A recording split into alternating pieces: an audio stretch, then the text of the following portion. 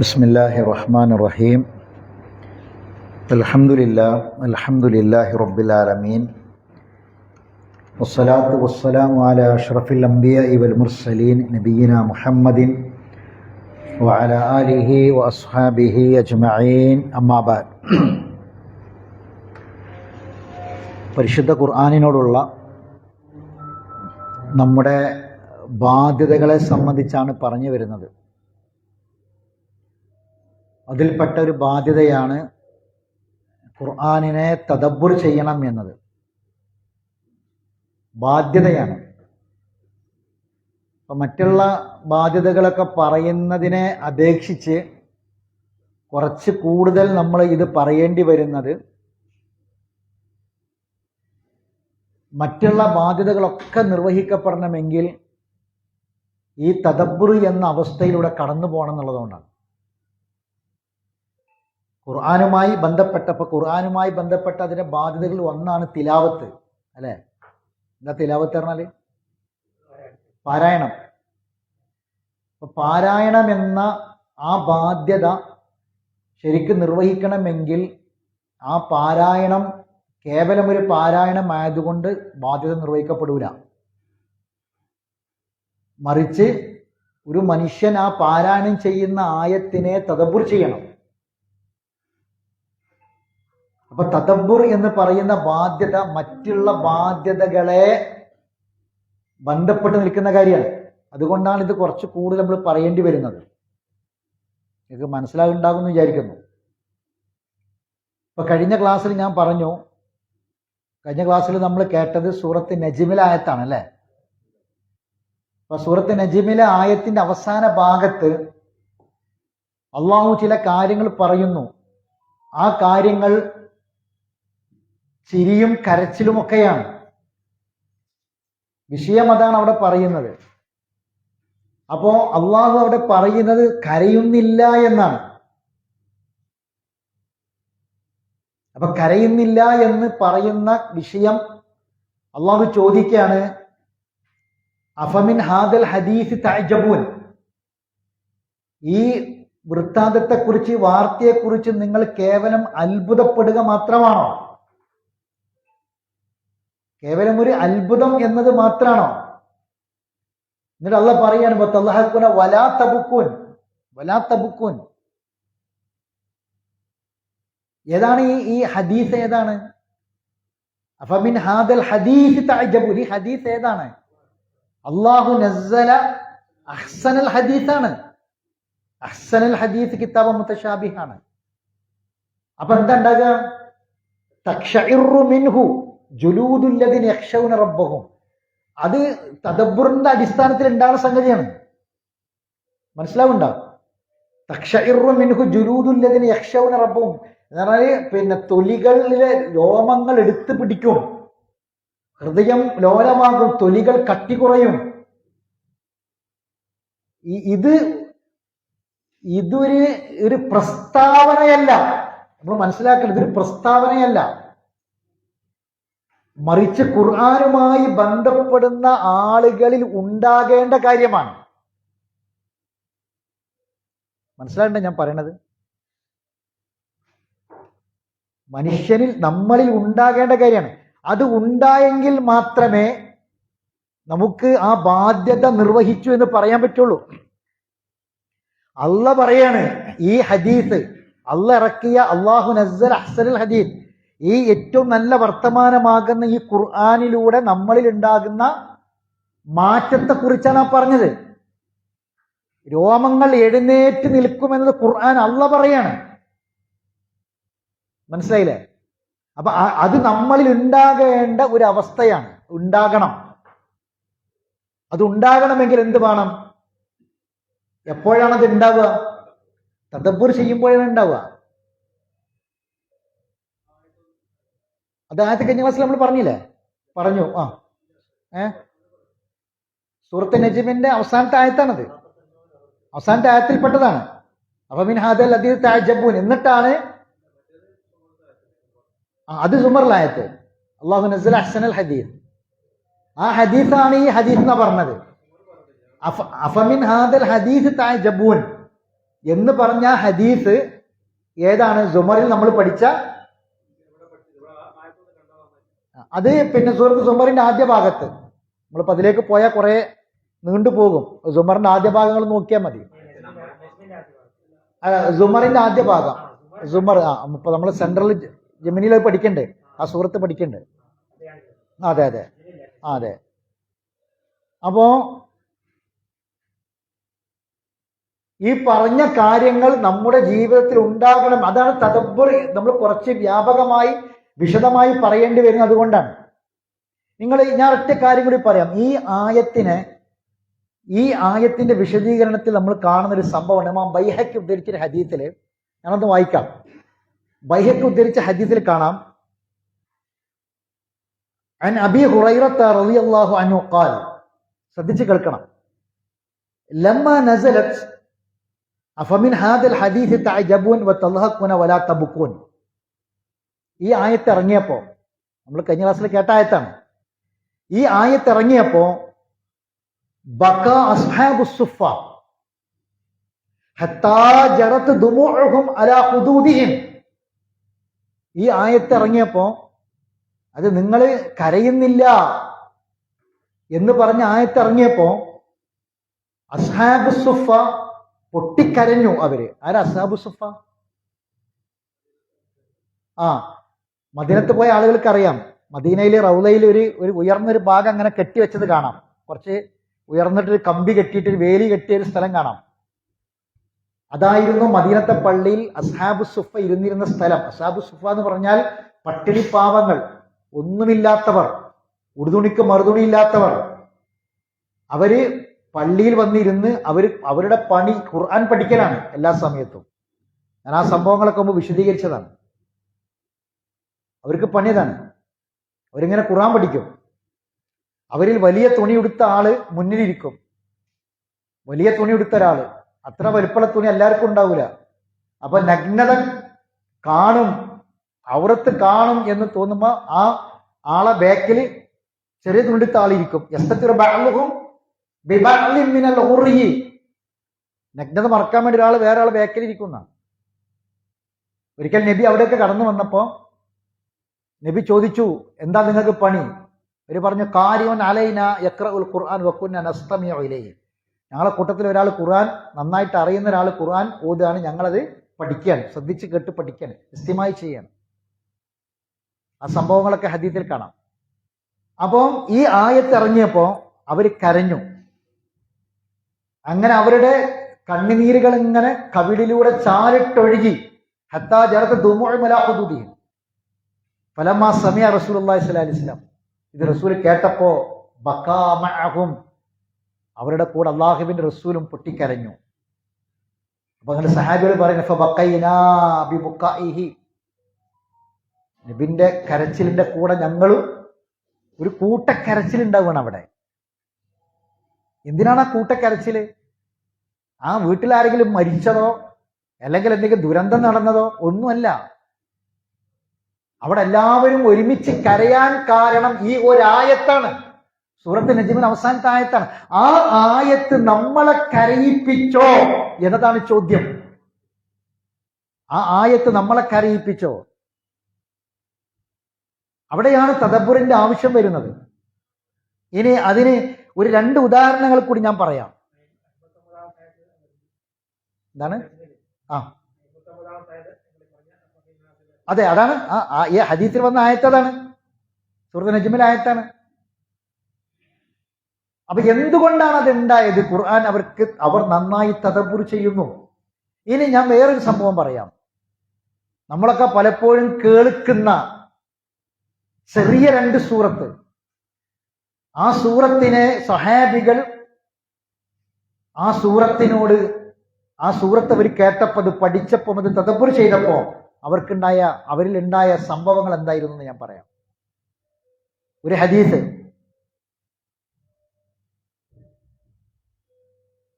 സൂറത്തുൽ മുത്തഫിഫീനിന്റെ പരിഭാഷ തഫ്സീറിൽ കാണാം. സൂറത്തുൽ മുത്തഫിഫീൻ 83ാമത്തെ സൂറത്താണ്. ആ സൂറത്തിന്റെ ആദ്യത്തെ ആയത്തുകൾ ഇബ്നു ഉമർ, ശ്രദ്ധിക്കുക, ആയത്ത് നമുക്ക് കേൾക്കാം, കാണാം. ഇബ്നു ഉമർ റളിയല്ലാഹു തആല അൻഹു വൈലുൽ ലിൽ മുത്തഫിഫീൻ എന്നുള്ള ആയത്ത് ഓതി, സൂറത്ത് ഓതി. എന്താ വൈല് പറഞ്ഞാല്? നാശം. പരിശുദ്ധ ഖുർആനിൽ വൈലുൻ എന്ന് പറഞ്ഞ് തുടങ്ങുന്ന 2 സൂറത്തുണ്ട്.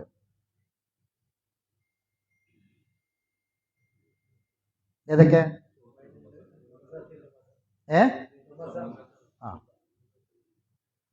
ഒന്ന് സൂറത്ത് മുത്തഫിഫീൻ. എന്താ 2 സൂറത്തിന്റെ കണ്ടന്റ് എന്നറിയോ?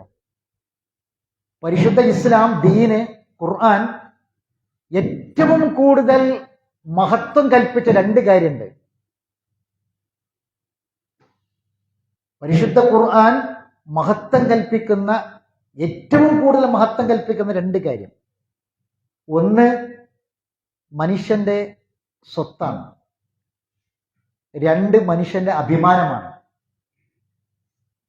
ഒന്ന് മനുഷ്യന്റെ സ്വത്ത്, മുതല്. ഇസ്ലാം ഏറ്റവും പവിത്രമായി കണ്ട 2 കാര്യം. ഇസ്ലാം ഏറ്റവും പവിത്രമായി കണ്ട 2 കാര്യം, ഒന്ന് മാലാണ്, മുതലാണ്. ഞാൻ കാരണം മറ്റൊരാളെ മുതലിന് ഒന്നും സംഭവിക്കാൻ പാടില്ല. എന്റെ പ്രവർത്തനം കാരണം ഒരാളെ മുതൽ നഷ്ടപ്പെടരുത്. എന്റെ അവിവേകം കാരണം മറ്റൊരാളുടെ മുതലിന് കോട്ടം സംഭവിക്കരുത്. ഒരു മനുഷ്യന്റെ മുതൽ, സമ്പത്ത് ഏറ്റവും പവിത്രമാണ്. രണ്ടാമത്തത് ഒരു മനുഷ്യന്റെ അഭിമാനം, ജീവനേക്കാൾ, സമ്പത്തിനേക്കാൾ പവിത്രമാണ്. എല്ലാവർക്കും അറിയാം, നബി സല്ലല്ലാഹു അലൈഹി വസല്ലം ഹജ്ജത്തുൽ വദായിൽ പ്രസംഗിച്ചതൊക്കെ കേട്ടതാണ് പലതവണ. ഈ 2 വിഷയം പറയുന്ന സൂറത്താണ്. ഒന്ന് വൈലുൽ ലിൽ മുത്തഫിഫീൻ അല്ലദീന യഖ്താലു അലൻ നാസി യസ്തൗഫൂൻ. എന്താ പറയുക? മനുഷ്യന്റെ മുതലായിട്ട് ബന്ധപ്പെട്ട കാര്യമാണ്. മുതലായിട്ട്, അതുകൊണ്ടാണ് വൈല് തുടങ്ങിയത്. രണ്ടാമത്തെ സൂറത്ത് ഏതാ? വൈലുൽ ലികുല്ലി ഹുമസത്തിൽ ലുമസ. കുത്തിപ്പറയുക, ആക്ഷേപിക്കുക. ഒരാളെ ആക്ഷേപിക്കുന്നവന് വൈല്, കുത്തിപ്പറയുന്നവന് വൈല്. അത് സ്വന്തം മരുമകളെ സ്വന്തം ഉമ്മ കുത്തിപ്പറയാണെങ്കിലും, സ്വന്തം മക്കളെ മാതാപിതാക്കൾ പറയുകയാണെങ്കിലും, മക്കള് മാതാപിതാക്കളെ പറയുകയാണെങ്കിലും, ഏട്ടൻ അനുജനെ പറയുകയാണെങ്കിലും, ആരെ പറയുകയാണെങ്കിലും ഒന്ന് വെച്ച് സംസാരിക്കുക, ദ്വയാർത്ഥം സംസാരിക്കുക, കുത്തിപ്പറയുക, ആക്ഷേപിക്കുക, ആൾക്കാരെ മുന്നിലിട്ടിട്ട് ആക്ഷേപിക്കുക. സ്വന്തം ഭാര്യനെ വീട്ടില് ഉമ്മാന്റെ മുന്നിലും പെങ്ങന്മാരെ മുന്നിലിട്ടിട്ട് ആക്ഷേപിക്കുക സ്വന്തം ഭാര്യനെ. പാടില്ല. വൈലുൻ വൈലുൻ ലികുല്ലി ഹുമസത്തിൽ ലുമസ.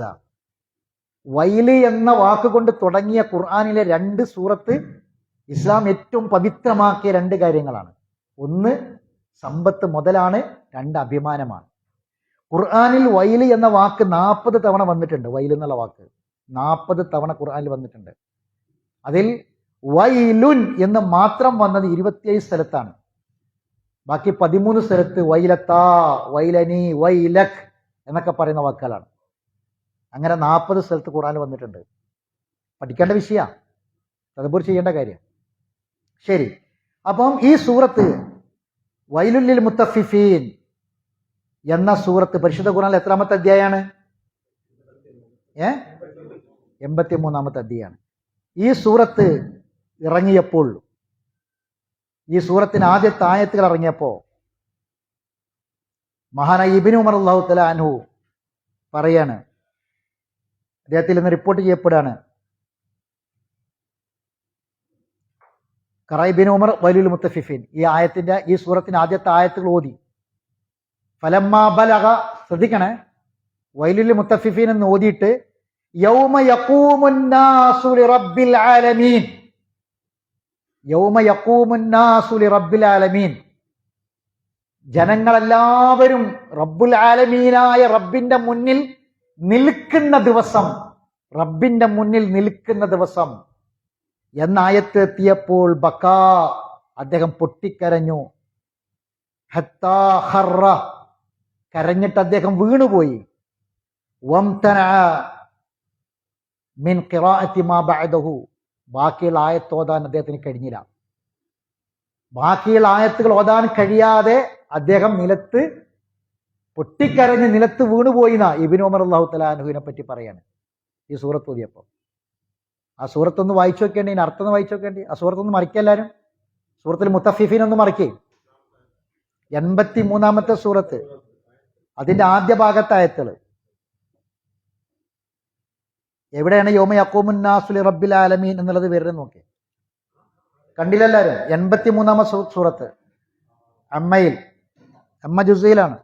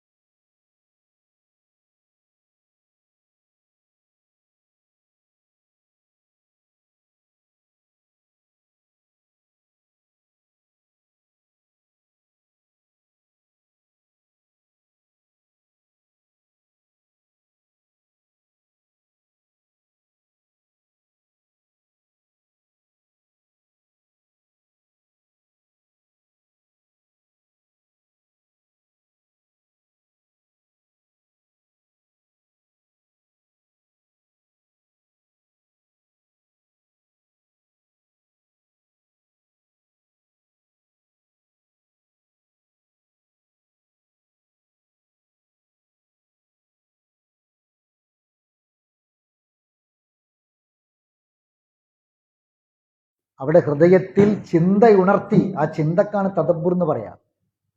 തദബ്ബുർ എന്നുള്ള വാക്കിന്റെ അർത്ഥം ഖുർആന്റെ ആയത്തിനെ കുറിച്ച് ചിന്തിക്കാന്നാണ്.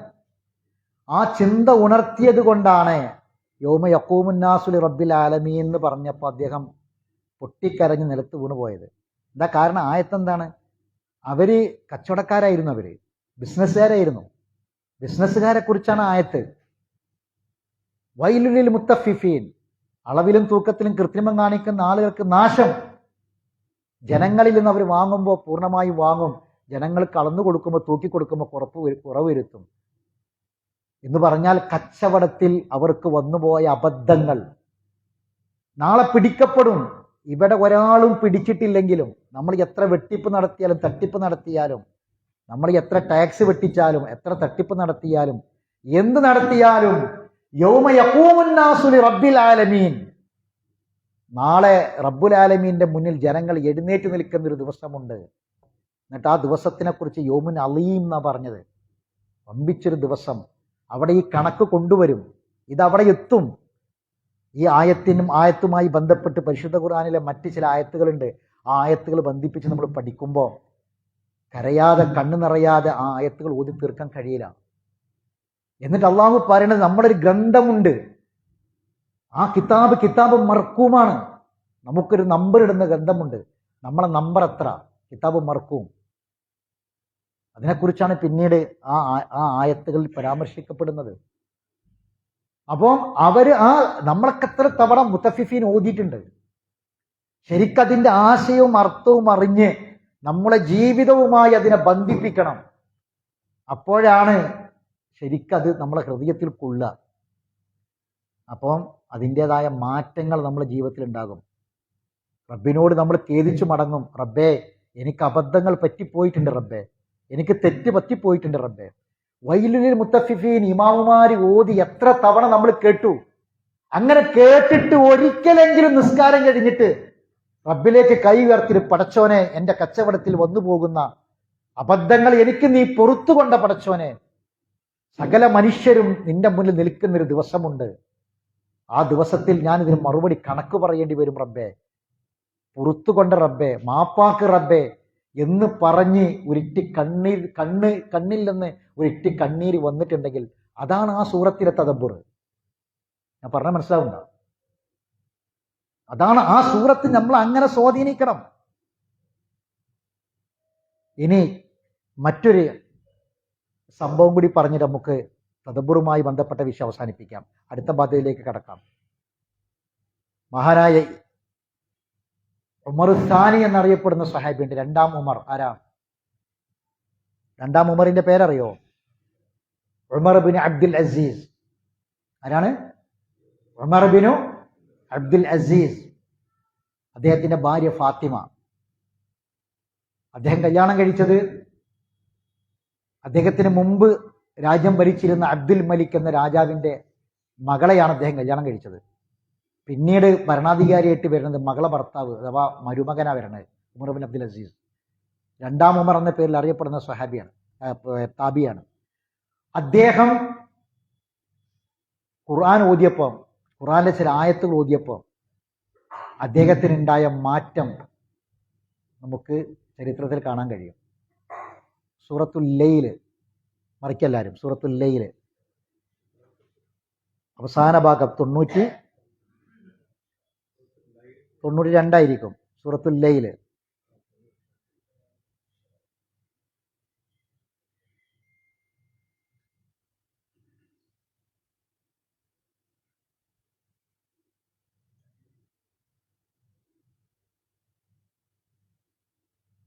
എല്ലാവരും കണ്ടോ?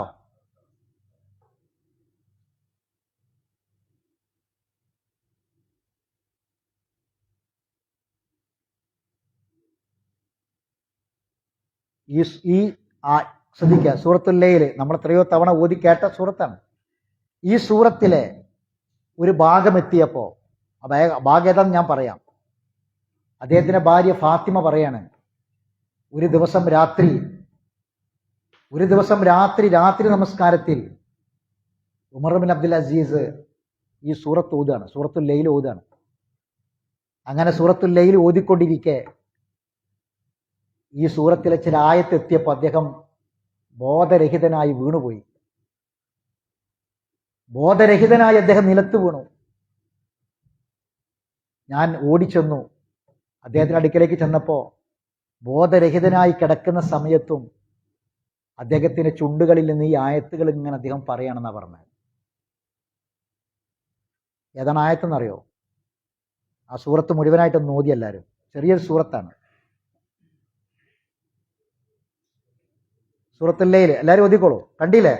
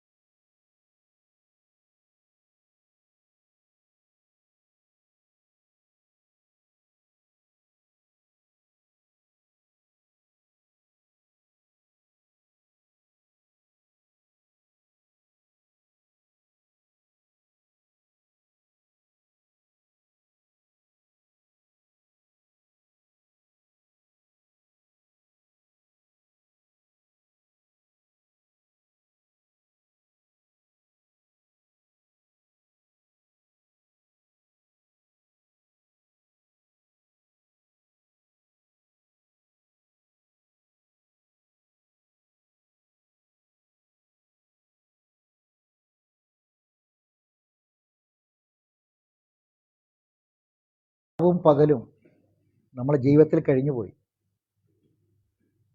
എത്രയോ രാവും പകലും കഴിഞ്ഞുപോയി. ഇനി എത്ര രാവും പകലും ബാക്കിയുണ്ടെന്ന് അറിയില്ല. വല്ലൈലി ഇദാ യഗ്ഷ വന്നഹാരി ഇദാ തജല്ല. ഒരു രാത്രികൾ നമ്മളിങ്ങനെ കിടന്നുറങ്ങി ക്ഷീണം മാറ്റി എന്നതല്ലാതെ നമ്മളെ ഒരു രാത്രി വരാൻ പോകുന്ന ലോകത്തേക്ക് വല്ല പ്രയോജനവും നമ്മളെ രാത്രികൾ കൊണ്ടുണ്ടായോ? വല്ലയില് ഇതാ അയക്ഷ, രാത്രി തന്നെയാണ് സത്യം അത് ഇരുൾ മൂടുമ്പോൾ. ഒരു രാത്രി കഴിഞ്ഞ് വന്നഹാരി ഇതാ തജല്ല, ഒരു പകല് അത് വെളിച്ചമുള്ളതായി വീണ്ടും ഇരുളൊക്കെ മാറി ഒരു വെളിച്ചത്തിലേക്ക്, ഒരു പുതിയ ജീവിതത്തിലേക്ക് നമ്മൾ കടന്നു. അള്ളാഹ് പറയണത് അതിന് ശേഷം ആണിനെയും പെണ്ണിനെയും സൃഷ്ടിച്ച രീതിയാണ്. ഒമാ ഹലക ദക്കറ വൽ ഉൻസ, ആണിനെ സൃഷ്ടിച്ചതൊരു രീതിയാണ്, പെണ്ണിനെ സൃഷ്ടിച്ചത് വേറൊരു രീതിയാണ്. ദൗത്യങ്ങൾ വേറെയാണ്, ഉത്തരവാദിത്തം വേറെയാണ്. ഞാനത് മുഴുവനായിട്ട് പറയുന്നില്ല കേട്ടോ, നിങ്ങൾ വായിച്ചു നോക്കിയാൽ മതി. ഇന്ന സഅയക്കും ലശത്ത, പ്രയത്നങ്ങൾ വ്യത്യസ്തമാണ്, സാഹചര്യങ്ങൾ വ്യത്യസ്തമാണ്, നമ്മുടെ അറിവും ഡിഗ്രിയും വ്യത്യസ്തമാണ്, നമ്മുടെ സമ്പത്തും ആരോഗ്യവും വ്യത്യസ്തമാണ്, നമ്മളെ ഹൈറ്റും വെയിറ്റും വ്യത്യസ്തമാണ്, നമ്മളെ മാനസികാവസ്ഥ വ്യത്യസ്തമാണ്, നമ്മുടെ കുടുംബ സാഹചര്യങ്ങൾ വ്യത്യസ്തമാണ്, നമ്മളെ വീട്ടിലെ അവസ്ഥ വ്യത്യസ്തമാണ്. എല്ലാവരും ഒരേപോലെയല്ല. ഇതിങ്ങനെ പറഞ്ഞു വന്നിട്ട് അൻദർത്തുക്കും നാറൻ തലല്ലാ, നോക്കണം നിങ്ങൾ, ലാ യസ്ലാഹ ഇല്ല ലഷ്ക, ആ ആയത്ത് ഓതിയിട്ടാണ് അദ്ദേഹം ബോധരഹിതനായിട്ട് വീണത്. ദാ കത്തിജ്വലിക്കുന്ന നരകാഗ്നിയെ കുറിച്ച് ഞാൻ മുന്നറിയിപ്പ് നൽകുകയാണ്. ലാ യസ്ലാഹ ഇല്ല ലഷ്ക, അതിലെ ഏറ്റവും ഭാഗ്യം കെട്ടവനല്ലാതെ കടക്കൂല. പടച്ചവനെ, ഞാനൊരു ഭാഗ്യം കെട്ടവനാവോ?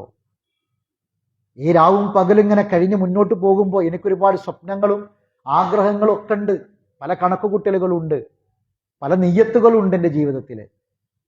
ഞാനൊരു ഭാഗ്യം കെട്ടവനാവോ പടച്ചവനെ? ഒരു ചിന്ത, ഹൃദയത്തിൽ തട്ടുന്ന ചിന്ത. ആ സൂറത്തുൽ ലൈൽ ശരിക്ക് തദബ്ബുർ ചെയ്ത് ഓതാണ്. വഅൻദർത്തുക്കും നാറൻ തലല്ലാ ലാ യസ്ലാഹ ഇല്ല ലഷ്ക. അഷ്ക എന്ന് പറഞ്ഞാൽ ഏറ്റവും ദൗർഭാഗ്യവാൻ. അതല്ല, അവസാനം ആയത്ത് ഇങ്ങനെ അവസാനിപ്പിച്ച് സൂറത്ത് അവസാനിക്കുമ്പം വലസൗഫ തറല്ലാ, പിന്നീട് ഇതൊന്നും അല്ലാതെ റബ്ബ് തൃപ്തിപ്പെട്ടൊരവസ്ഥയിലേക്ക് ഞാൻ എത്തുമോ? റബ്ബിന്റെ തൃപ്തി എനിക്ക് കിട്ടുമോ? റബ്ബിന്റെ തൃപ്തിയിലേക്ക് ഞാൻ എത്തുമോ? അങ്ങനെ കിട്ടാൻ മാത്രമുള്ള പ്രവർത്തനങ്ങൾ എൻ്റെ ജീവിതത്തിലുണ്ടോ? എൻ്റെ രാവിലും പകലിലും ഉണ്ടോ? അതല്ല ഞാനൊരു ഭാഗ്യം കെട്ടവനായിട്ട് അങ്ങോട്ട് ജീവിച്ചു മരിച്ചു പോവോ? വല്ലാത്തൊരു സൂറത്താണ് സൂറത്തുൽ ലൈൽ. ഇത് രാത്രിയുടെ അവസാന ഭാഗത്ത് എഴുന്നേറ്റ് ഈ സൂറത്ത് ഓതി നിസ്കരിക്കുമ്പോൾ ആ രാത്രി നിസ്കാരത്തിൽ ഈ ആയത്തുകൾ അദ്ദേഹത്തിന്റെ ബോധം നഷ്ടപ്പെടുത്തുന്ന അത്രമാത്രം ഒരു അവസ്ഥയിലേക്ക് അദ്ദേഹം പോയി.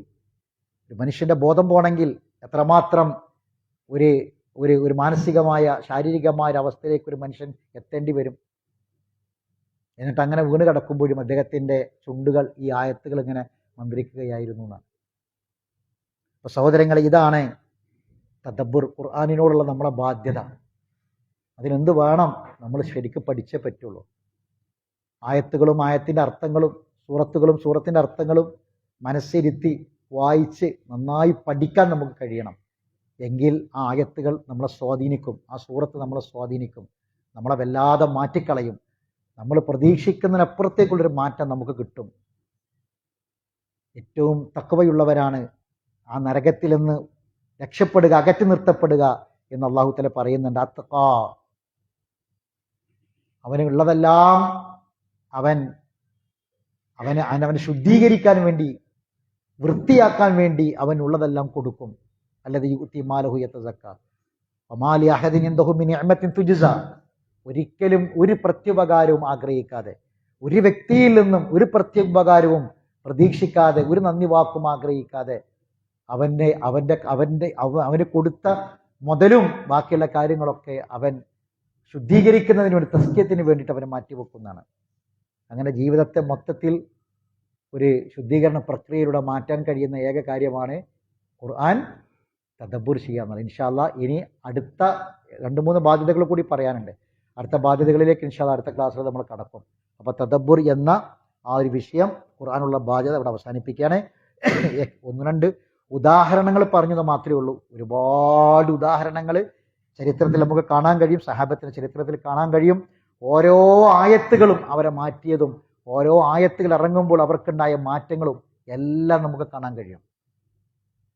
നമ്മൾ അത് പഠിക്കാതെയും അറിയാതെയും ചിന്തിക്കാതെയും പോകുമ്പോഴാണ് ഖുർആൻ നമ്മളിൽ സ്വാധീനം ചെലുത്താത്തത്. അപ്പോൾ ഖുർആനെ എങ്ങനെ പഠിക്കണമെന്ന ഒരു തിരിച്ചറിവ് കൂടി നമുക്കിതിൽ നിന്ന് കിട്ടും. അള്ളാഹു സുബ്ഹാനഹു വ തആല കൂടുതൽ പഠിക്കാനും മനസ്സിലാക്കാനും നമുക്കെല്ലാവർക്കും തൗഫീഖ് പ്രദാനം ചെയ്യുമാറാവട്ടെ. അറിവില്ലായ്മ കൊണ്ട് വന്നുപോയ തെറ്റുകുറ്റങ്ങൾ അള്ളാഹു വിട്ടുപുറത്ത് മാഫാക്കി തരട്ടെ. മരണപ്പെട്ടവർക്ക് അള്ളാഹു മഗ്ഫിറത്തും മർഹമത്തും പ്രദാനം ചെയ്യുമാറാവട്ടെ. രോഗികളായി ആശുപത്രിയിൽ കിടക്കുന്ന നമ്മുടെ സഹോദരന്മാരുണ്ട്. നമ്മുടെ ക്ലാസ്സിൽ വരുന്ന നമ്മുടെ ഒരു സഹോദരൻ ഒരു സർജറി കഴിഞ്ഞ് ആശുപത്രിയിൽ വിശ്രമത്തിലാണ്. അദ്ദേഹത്തിന് വേണ്ടി നമ്മൾ പ്രാർത്ഥിക്കണം. അള്ളാഹു സുബ്ഹാനഹു വ തആല അദ്ദേഹത്തിൻ്റെ രോഗം ഷിഫയാക്കി കൊടുക്കട്ടെ. അദ്ദേഹത്തിന് അള്ളാഹു ആഫിയത്ത് പ്രദാനം ചെയ്യട്ടെ. അള്ളാഹുവിൻ്റെ കലാമ് പഠിക്കുന്നൊരു വ്യക്തിയാണ്. അതിനുവേണ്ടി ആഗ്രഹിച്ചു വരുന്ന അള്ളാഹുവിന് ഇഷ്ടപ്പെട്ടൊരു വ്യക്തിയാണ്. അള്ളാഹു സുബ്ഹാനഹു വ തആല അദ്ദേഹത്തിന് പദവി ഉയർത്തി കൊടുക്കുമാറാവട്ടെ. അദ്ദേഹത്തിന് ഇനിയും ധാരാളം പരിശുദ്ധ ഖുർആൻ പഠിക്കാനുള്ള ആരോഗ്യം അള്ളാഹു പ്രദാനം ചെയ്യുമാറാവട്ടെ. എല്ലാ വേദനയേറിയ പ്രയാസകരമായ രോഗാവസ്ഥകളിൽ നിന്നും അള്ളാഹു നമ്മളെ എല്ലാവരെയും കാത്തുരക്ഷിക്കുമാറാവട്ടെ. റബ്ബനാ തഖബ്ബൽ മിന്നാ ഇന്നക അൻതസ് സമീഉൽ അലീം വതുബ് അലൈനാ ഇന്നക അൻതത് തവ്വാബുർ റഹീം വആഖിറു ദഅ്വാനാ അനിൽ ഹംദുലില്ലാഹി റബ്ബിൽ ആലമീൻ. സുബ്ഹാനക അല്ലാഹുമ്മ ബിഹംദിക അഷ്ഹദു അൻ ലാ ഇലാഹ ഇല്ലാ അൻത അസ്തഗ്ഫിറുക വഅതൂബു ഇലൈക്.